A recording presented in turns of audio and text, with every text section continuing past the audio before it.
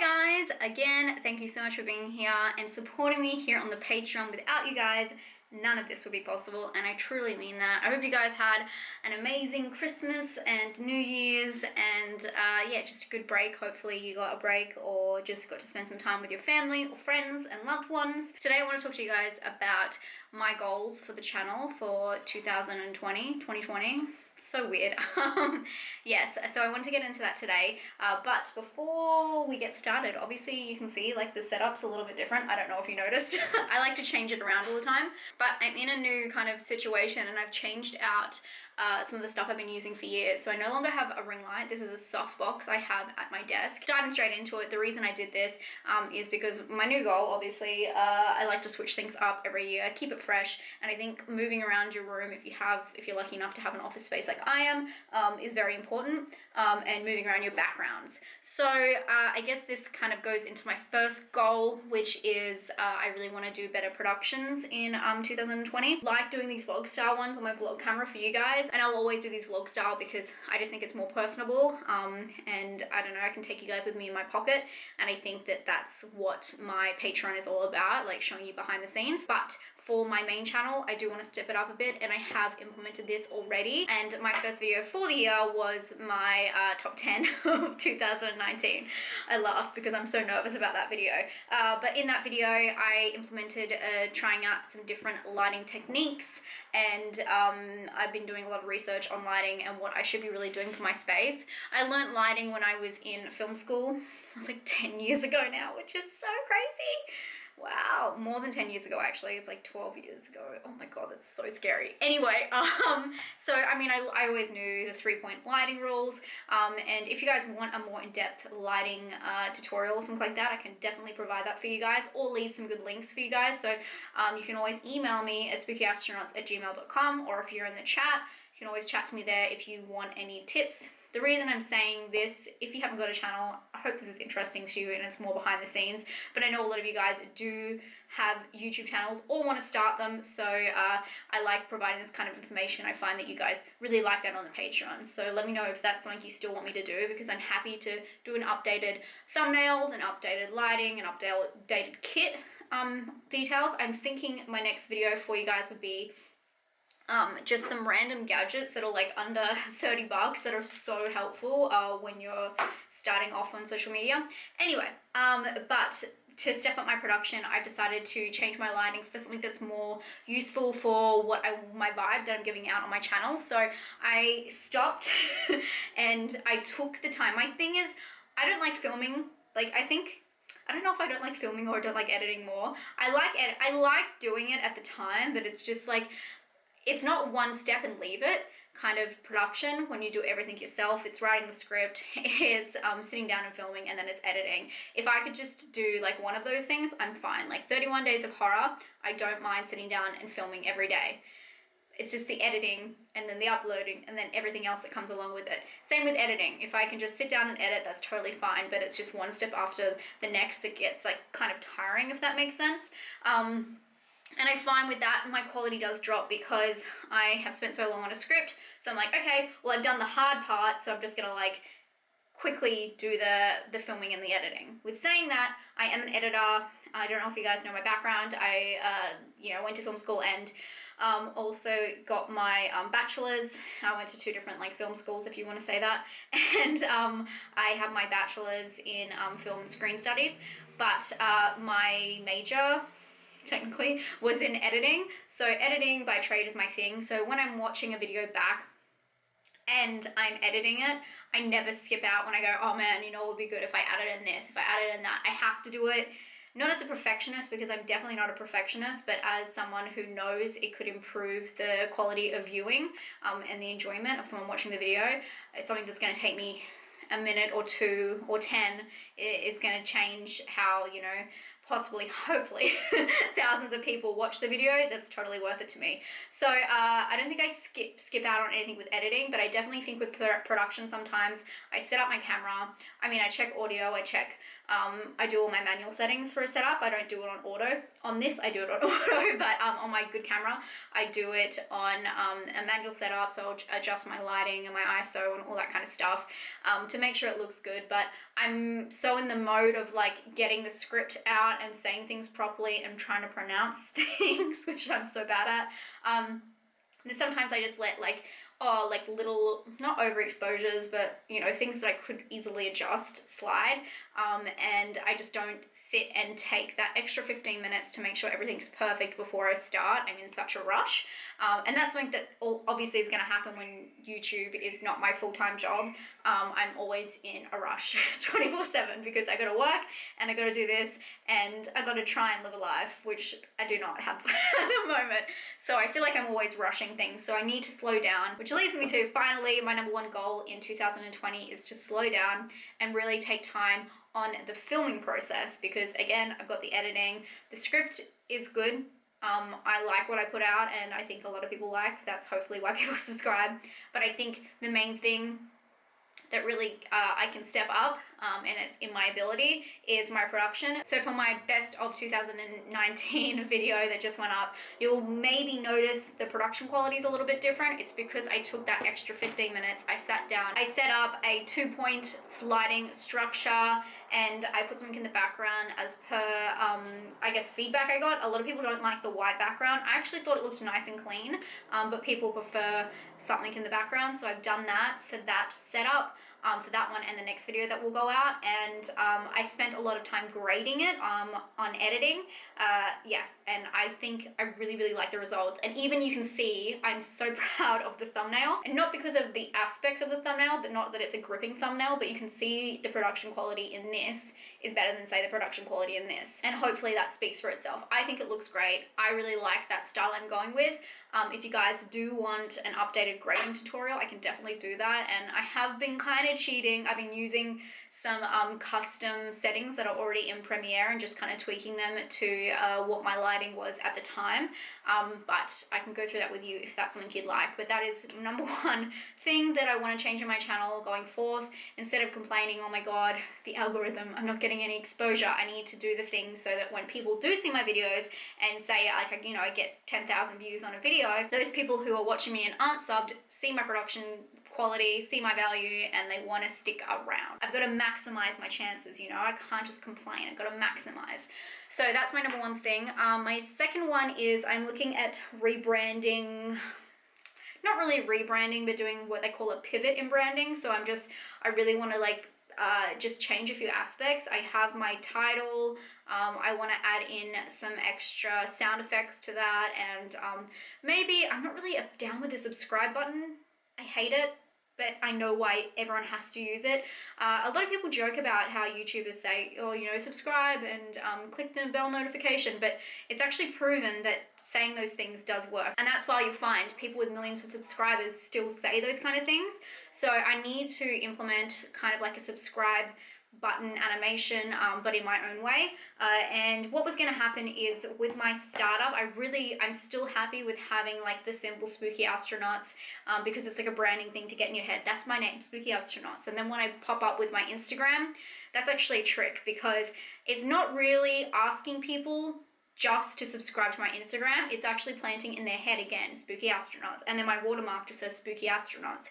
I'm trying to put Spooky Astronauts all over the place without being too in your face, so you realize and you remember my name. So that's the purpose of that. It's not really to get people to go to Instagram. It's more to, keep my branding cohesive. And people who don't know me and maybe have watched 1 or 2 videos all of a sudden know my name because they've seen it several times in the video without even thinking. Sorry, I'm all over the place, but with my title, I was thinking about implementing a little animation, and I was looking to pay some money for that, invest in that, I would say. I was looking to get myself a Christmas present and a birthday present with that, and I seeked out somebody who is an amazing animator, but they're booked up for months.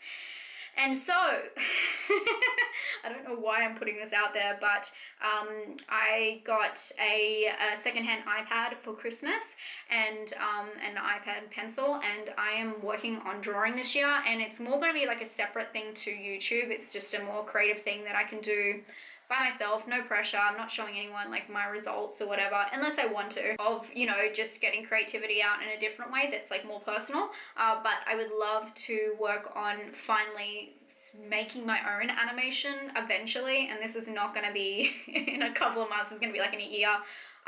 of me practicing every day to try and create something that I'm proud of, but that also speaks exactly to my brand. So I'm thinking about those things. I think one thing to remember as well with New Year's resolutions and changes and goals is do not put pressure on yourself to achieve these things. January 1st, 8 a.m. Rebranding sometimes doesn't have to happen overnight. You can slowly implement things and then change it, but it's not like a full overnight kind of thing. Speaking of that, my third goal, which is to implement things that I have been learning from different, I do a lot of research on YouTube actually, and I listen to a lot of podcasts, and something that I've learned that makes so much sense, and I started implementing this in December, I think, at least it's on all my 12 days of Christmas, is I don't have an end screen anymore on my videos. And the reason that is because when people hear you start wrapping up, like, thank you so much for watching, they click off. And you need to get people, as many people as possible, to watch all the way through to the end of your video for, obviously for your stats to show that you have good watch time and people are watching all of your videos, but also because I want people to keep watching my videos after I finish. So if I can be wrapping up and another option of you to watch another video is right there, then you can click straight on that, and it doesn't take you to a full end screen where you can, you know it's coming, the music is fading in, and you have time to exit out. Sounds very simple, but I found a huge difference in it, and I would really recommend it to anyone who has a channel. Yeah, I really like that tip, and it makes so much more sense. I don't know why I wasn't doing it before. I think it's really nice to have end, and I miss my song, and I like how it's like spooky, and got the moon and the glitches. I love that, and it's really sad to see it go. But it makes a huge difference to the channel, and it makes so much more sense. You gotta work smarter, not harder. So those are a couple of kind of the branding things that I'm looking at doing, stepping up my production, looking at just rebranding and, adding in some extra bells and whistles. And then third is my end card is officially gone. My fourth thing would be content. And I really like my content, and I'm never gonna change my content at this point to suit my audience, and that sounds really off, but I'll tell you why. I obviously still work, and I know you guys are very happy with my content as is, and I try and implement any suggestions you guys have. And I ask you guys all the time for suggestions. But if I'm going to be doing this and to eliminate burnout, I need to be doing what I want to do and be putting this out as, a means of expression, and not as a job, because it's not a job. It's a part-time job, but it's not a job. So I need to treat it, although like a business, I need to still have fun with it. So I'm still happy to do with what I want to do with my content, and I like to find a middle ground. I know what people are going to watch. I know what I want to say and what I would like to hear in YouTube space. So I try and meet somewhere in the middle there. And then it's so funny because I end up doing something that I don't think anyone will like and that people love. It's just all over the place. But I know what people like, kind of, by now. So I'm just going to keep sticking to that. I did want to implement a couple of new series on my channel. There's one series I was meant to implement last year in 2018. It's got more to do with the real faces of horror kind of aspect. It's a different way of me putting that together and packaging that than how I did in the past. I'm not really happy with that series, but I get so many views on that and so many bad comments about, things that I got wrong or whatever, and things that the police got wrong. I don't know. People are just so gnarly in those comments, and I don't like the slow speaking I did. I think it's really cringe, but I'm going to keep it up. It's part of my history. It's a thing. But I figured out a way to implement that into a more of a fun structure. It's not fun. It's real horror, but a more of a digestible structure that will be easy and more kind of bite-sized. So I've thought about that. I had that plan since last year, but I still haven't implemented it. The only reason is because January, for anyone who has a channel on YouTube, especially anyone who has a channel on film YouTube, it's a lot. You have your top of 2019 wrap up, you have your most anticipated, you have a lot that goes on at the start of the year that wraps up the last year and looking forward, and then all of the releases in January, and the month just fills up like that. I have content filled up until March at the moment, so it gets a lot. I want to hear what your thoughts are in implementing a new series. I also think an issue with my channel is that I have too many series running. I think I have like deep dives, I have real faces of horror, which really isn't a thing anymore. I have around the world, I have that scene, does this offend you? I guess it's me and Vicky's. I have a lot of different series. I'm sure I have more, but I have a lot of different series. So I think it's an issue. It's only an issue because the people I've spoken to have the largest amount of subscribers, like people who have like 1 million subscribers who have given me professional advice, say you have to stick to one thing, and I'm like fingers in all the pies. So I'm a little bit apprehensive to start a whole new thing. Oh, I also have my stat videos, which I really liked. Last year did really well for me, which were like the best the worst horror movie, the best, did I do the worst horror movie? The best horror movie, the best foreign movie, the worst horror movie, I think. I don't know if I want to do that. I have an idea to like how to add on to those stat videos. And I think that's something that I should do this year because obviously they did really well for my channel last year. But yes, I have so many fingers in so many pies. So you guys let me know what you guys, as well, I've got Come With Me series, which is like, I think is the most reoccurring series that I've kept with throughout the whole thing. Let me know what you guys think with so many different series, and what channels do you watch that implement different series and mixes them into all of their videos, because usually what the professional advice is that you keep the same format for all of your videos, because people know what they're getting, and it makes complete sense. Like that's why, you know, Dead Meat works, is because people know exactly what they're getting, and that's why people who have top 10 lists work, because people know exactly what they're getting when they're subscribing. So when you subscribe to me and one day I'm giving you a breakdown of that scene, and then the next day I'm going like, let's go and have a vlog and go to the movies, and then the next day I'm doing a deep dive, it's kind of all over the place. But I like that kind of content. I like things that keep fresh, switch stuff up. That's why I like Nightmare Maven as well. She does like so many switch ups. She'll go out and do crafts one day, which I love her craft videos, and then, you know, she'll go to the movies, and then she'll do a sit down review. So I think our content's quite the same in that way, and I like that. But I don't know if that's like a mass population thing. I don't know. Let me know what you guys think about having different series and how that blends into the channel. But that's kind of like my thoughts going into the new year for my channel.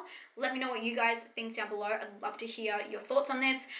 And if you'd like me to give you some updates on, technology, like I'll just keep picking up this thing. I haven't got anything else right here. But if you guys want, some under $100 things you can add to your kit that will change it, I gotcha. I actually did a little play around with the lighting where I'm sitting right now. I don't think I'll film videos right here. I've been filming them over against this wall here. Sorry, Seth, behind that is the girl in the photograph, but it's not stuck on the wall, I promise. I didn't stick it over that. But could you blame me? When I set up my desk in the middle of the room here, I did a test with the lighting and put my camera on and tested with some background lighting on and off. So I think it's important you do that. Anyway, I'm really off topic. If you guys want a more in-depth lighting instruction video, I can definitely help you with that.